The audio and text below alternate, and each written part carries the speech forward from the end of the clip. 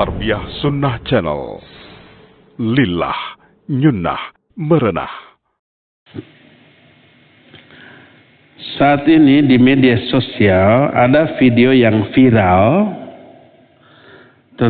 tentang anak kecil yang berpemahaman bahwa orang tua Rasulullah SAW tidak masuk neraka. Apakah ini syubhat dan bagaimana pemahaman yang benar terkait hal tersebut? Ya, syubhat.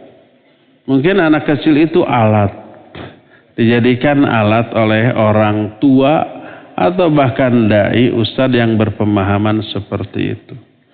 Dalilnya perasaan masa.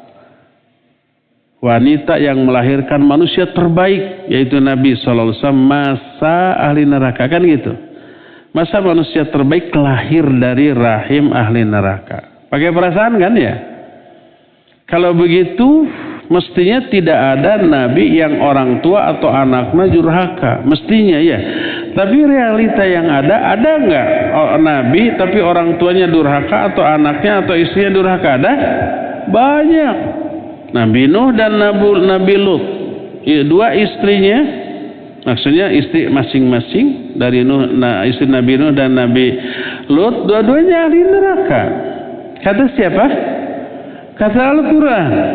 Surat At-Tahrim menyatakan daraballahu mathalan lil ladzina kafaru imra'atan Nuh wa imra'atan Lut kanata tahta abdaini min ibadina sholihin fa khanatahuma falam yughni anhuma min Allahi syai' wa qila adkhulan nara ma'ad dakhilin. Ya. Nabi Ibrahim, ayahnya siapa? Azar, tukang bikin patung. Nabi Ibrahim tukang membabat patung yang disembah. Ininya tukang bikin patung. Ahli neraka. Hati kita iya, gimana? Nggak tega iya. Tapi agama ini tidak dibangun di atas perasaan dan akal. Kita berharap istri para nabi, orang tua, anak-anak para nabi, semuanya ahli surga. Tapi Allah kan yang lebih tahu. Allah yang lebih mengetahui siapa yang layak diberi hidayah dan siapa yang tidak, ya. Jadi dasarkanlah keyakinan pemahaman kita kepada nas, bukan perasaan atau akal. Mana dalil yang menyatakan orang tua Nabi SAW ke dalam neraka?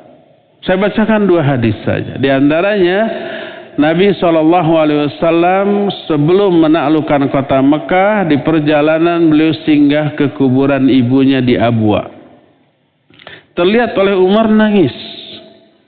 Ditanya, ma'abkaka ya Rasulullah, apa yang buat engkau menangis wahai Rasulullah? Kata beliau, ista'dzantu rabbi li an astaghfira li ummi falam ya'dzan li wasta'dzantu li ziyarati qabriha fa'adina li fazurul kubur fa innaha tudzakkirukumul maut. Aku minta izin kepada Allah untuk memintakan ampunan untuk ibuku, tapi dia tidak mengizinkan. Karena ibunya mati dalam keadaan sebagai penyembah berhala. Apakah satu masa fatrah? Tidak. Kalau toh masa fatrah tidak sebagai penyembah berhala. Tapi ada agama sebelumnya seperti Waraqah bin Naufal. Waraqah bin Naufal hidup di zaman jahiliyah sebelum Islam datang, tapi masih di atas agama Nabiullah Isa alaihissalatu wassalam yang lurus. Ini penyembah berhala.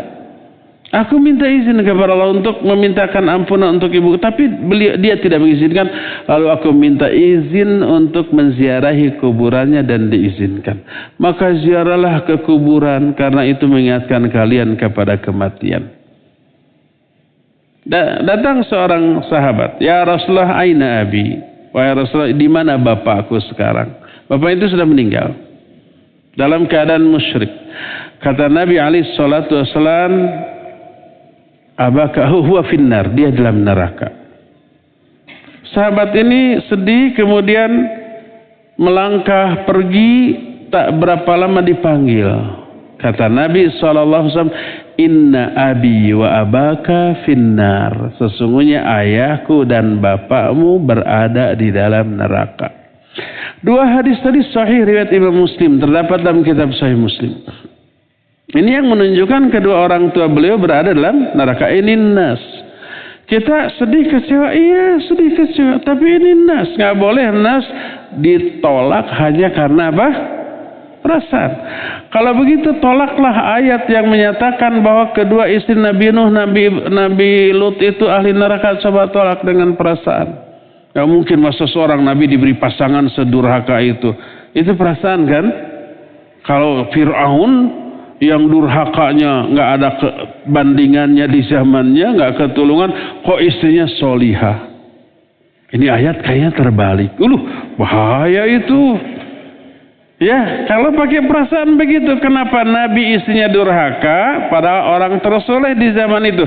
Si Fir'aun orang terbejat di zamannya, kok istrinya paling soleh? Disatukan penyebutannya dengan manusia tersoleh di zaman itu, yaitu Maryam. Ya, di surah At-Tahrim itu seperti itu. Jangan pakai perasaan. Di dalam beragama, jangan pakai akal. Di dalam beragama pakai nas, pakai wahyu. Agama ini wahyu, bukan produk akal, bukan produk perasaan kita, tapi wahyu dari Allah Azza wa Jalla. Apa yang diterangkan oleh wahyu, oleh Al-Quran dan hadis yang sahih, ikuti itu walaupun hati berat menerimanya karena kelemahan hati kita. Sumber agama kita wahyu, bukan perasaan, bukan akal. Wallahu a'lam.